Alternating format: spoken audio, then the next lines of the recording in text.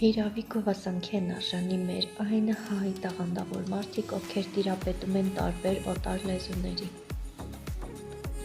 Հարգանքներս, սակայն կրկնակի ամոթալի է հայի համար, երբ նա չի տիրապետում սեփական լեզվին։ Հայոց լեզու։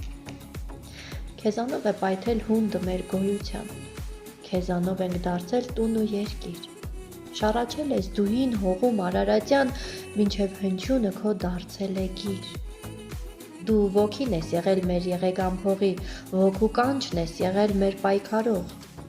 Կարող էինք ապրել անգամ առանց հողի, բայց առանց քեզ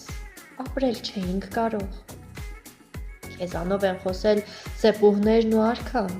շինականն է խոսել հոգնածու հեկ, չեղյալ իր Աստծո, իր սրտի և անգամ իր տանջանքների լծորդ լծկանի հետ։ Դու մեր անցած բոլոր ուղիներում մթար և զրահ ես եղել և զորավիք, մարմնավորել ես դու մեր գաղափարն արդար, դարձել ցասման մհեր, թլոր Դավիթ։ Մերթ հնչել ես որպես կռվի կանչող շեփոր, մերթ հառաչել որպես սիրտը ցավոտ։ Հեքիաթներ ես հյուսել, առասպել ու էպոս, ողբերգության մատյան,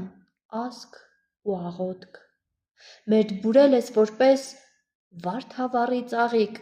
ճախարակի թելն ես մերթ ոլորել, հայրեններ են դարձել շարական ու տաղիկ,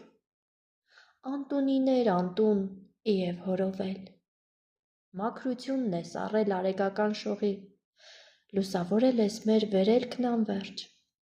արձագանքն ես եղել մեր մարտական փողի ավերերից մինչև Թաման ու Կերճ։